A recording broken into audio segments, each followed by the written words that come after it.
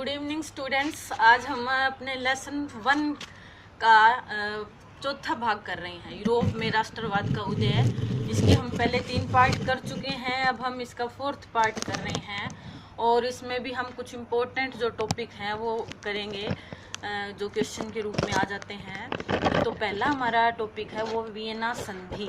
Vienna संधि कब हुई? 1815 में। और कब क्यों हुई? ये जो नेपोलियन बोनापार्ट का किया था, नेपोलियन बोनापार्ट वाटरलू के युद्ध में 1815 में हार गया था, जो फ्रांस का शासक था। ठीक है, और वो किन शक्तियों के द्वारा हारा था? ये जो देश थे ब्रिटेन, रूस, पर्सा, ऑस्ट्रिया, ये जो देश थे इन्होंने जो है नेपोलियन बोनापार्ट को हरा दिया था। ठीक है, तो उसकी हार के बाद ये जो देश हैं इकट्ठे हुए ऑस्ट्रिया में और उन्होंने एक संधि की जिसका नाम है वियना संधि। ठीक है, अब उन्होंने ये संधि की तो उसके लक्ष्य क्या थे इस संधि के? वो ये थे कि जो नेपोलियन बोनापार्ट ने अपने युद्धों के दौरान जो परिवर्तन किए थे उन परिवर्तनों को समाप्त करना और जिन राजवंशों को नेपोलियन बोनापार्ट ने हटा दिया था उनकी पुण्य स्थापना करना। तो इसका पहला लक्ष्य था राजवंशों की पुण्य स्थापना करना और इसके तहत जो पूर्वो राजवंश था उसको दोबारा से स्थापित किया गया था। ठीक है, दूसरा है रूढ़िवादी व्यवस्था की स्थापना करना। रूढ़िवादी व्यवस्था अपन ने पढ़ा था फर्स्ट डे की। रूढ़िवादी व्यवस्था क्या होती है? जो पुराने जो परंपरागत विचारों में विश्वास रखती है, जो राजतंत्र में विश्वास रखती है। ठीक है, जो मतलब क्रांतिकारी परिवर्तनों को नहीं मानती, धीमे धीमे परिवर्तनों में विश्वास रखती है, तो वो उस तरह की व्यवस्था को स्थापित किया गया दोबारा से, क्योंकि नेपोलियन बोनापार्ट ने राजवंश समाप्त कर दिया था। लेकिन जो बाद में नेपोलियन बोनापार्ट की हार के बाद इन देशों ने दोबारा से रूढ़िवादी व्यवस्था की स्थापना की। तीसरा पॉइंट भी वैसा ही है कि नेपोलियन द्वारा किए गए जो परिवर्तन है उनको समाप्त कर दिया गया और फ्रांस द्वारा जो जीते गए राज्य थे, जो जीते गए इलाके थे, उनको दोबारा फ्रांस से छीन लिया गया इस दौरान। ठीक है, तो ये वियना संधि के लक्ष्य थे। 1815 में हुई है। ठीक है, ये जो देश थे इसमें शामिल थे और इसका जो सम्मेलन हुआ था उसकी अध्यक्षता किसने की थी? ऑस्ट्रिया का जो चांसलर था मेटरनिख, उसने इस सम्मेलन की अध्यक्षता की थी और बाकी देश इसमें शामिल हुए थे। ठीक है, तो ये क्वेश्चन है, कई बार आ जाता है इस तरह का क्वेश्चन कि वियना संधि कब हुई और इसके लक्ष्य क्या थे, इसके द्वारा क्या परिवर्तन हुए। ठीक है, तो दूसरा हमारा जो टॉपिक है वो है ब्रिटेन में राष्ट्रवाद।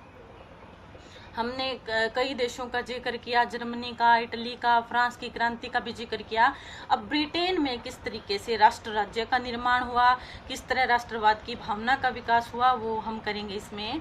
ब्रिटेन में जो राष्ट्रवाद का उदय हुआ वो कोई अचानक परिवर्तन से नहीं हुआ था, किसी क्रांति का परिणाम वो नहीं था, बल्कि एक लंबी प्रक्रिया के तहत ये ब्रिटेन में राष्ट्रवाद आया था, राष्ट्र राज्य का निर्माण हुआ था। ब्रिटेन जो है, इंग्लैंड हम जिसे कहते हैं, इंग्लैंड में ये कई तरह की जातियों के लोग रहते थे। अंग्रेज, वेल्स, स्कॉट, आयरिश लोग थे और इन लोगों के बीच में किस तरीके से राष्ट्रवाद का उदय हुआ, वो एक स्लो प्रक्रिया थी, धीमी प्रक्रिया थी। और उसके तहत जो अंगल संसद थी, इंग्लैंड की जो संसद थी, उसने 1688 में राजतंत्र से ताकत छीन ली थी, राजतंत्र से अपना ताकत ले ली थी और एक राष्ट्र राज्य का निर्माण हुआ था। तो वो सन कौन सा था? 1688 में ये हुआ था। उसके बाद 1707 में क्या हुआ? United kingdom of great Britain का गठन हुआ। वो किस किस को मिला के हुआ? इंग्लैंड और स्कॉटलैंड के बीच में एक्ट ऑफ यूनियन एक संधि हुई एक तरीके से। उसके तहत United kingdom of great Britain का गठन हुआ। ठीक है, आज भी हम यूनाइटेड यूके कहते हैं, इंग्लैंड को यूनाइटेड किंगडम कहते हैं। ठीक है, उसके बाद हम अगला क्वेश्चन पार्ट कर रहे हैं हमारा, वो है उपनिवेशों में राष्ट्रवाद का उदय कैसे हुआ। यानी कि जो उपनिवेश थे, उपनिवेश का मतलब है जो मजबूत जो राष्ट्र थे, उन्होंने जिन देशों को गुलाम बनाया हुआ था, उनमें धीरे धीरे से किस तरीके से राष्ट्रवाद की भावना का विकास हुआ और उनमें किस तरीके से साम्राज्यवाद विरोधी एक लहर पैदा हुई। जैसे हम भारत का भी जिक्र करें तो वहाँ वो भी, भारत भी इंग्लैंड का उपनिवेश था।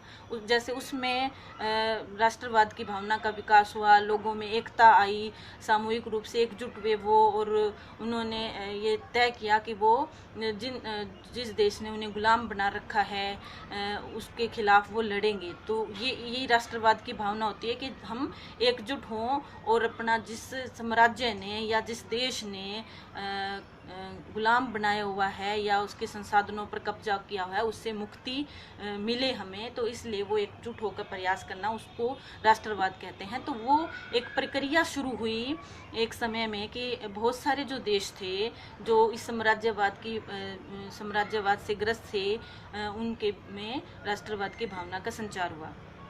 अगला जो हमारा टॉपिक है वो है राष्ट्रवादी संघर्षों में महिलाओं की भूमिका क्या रही।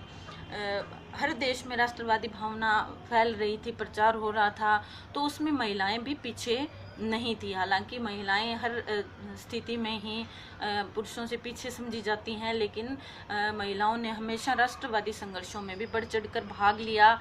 उनमें राजनीतिक जागरूकता आई, उन्हें भी ये इस चीज़ का एहसास हुआ कि उन्हें अपने देश की आज़ादी के लिए या देश के राज्य के निर्माण के लिए पुरुषों के साथ मिलकर चलना है। ये जागरूकता आने के बाद उन्होंने इन संघर्षों में बढ़ चढ़कर हिस्सेदारी की। उन्होंने अपने राजनीतिक संगठन भी बनाए, समाचार पत्र छापे। फ्रांस का खास तौर पर हम जिक्र करेंगे, जर्मनी का जिक्र करेंगे, वहाँ मतलब महिलाओं ने बड़ी भागीदारी की।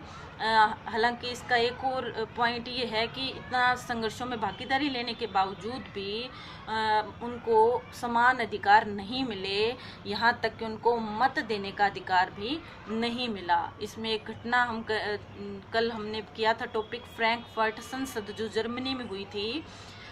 उस संसद में भी जो महिलाएं थी उनको वोट डालने का अधिकार नहीं दिया गया, उनको उस अधिकार से वंचित रखा गया। उनको सिर्फ दर्शक दीर्घा में बिठाया गया कि वो सिर्फ संसद की कार्रवाई को देख सकते हैं, उसमें वोट नहीं डाल सकते, उसमें उस रूप से भागीदारी नहीं कर सकते। तो ये है हमारा फोर्थ टॉपिक कि महिलाओं की भागीदारी क्या रही। ठीक है, तो ये चारों क्वेश्चन के रूप में आ जाते हैं। आज हमारा ये लास्ट पार्ट था यूरोप में राष्ट्रवाद का उदय का। मुझे उम्मीद आपको पूरा लेसन समझ आ गया होगा। आप इसको ध्यान से याद करेंगे, समझने की कोशिश करेंगे। ठीक है, थैंक यू।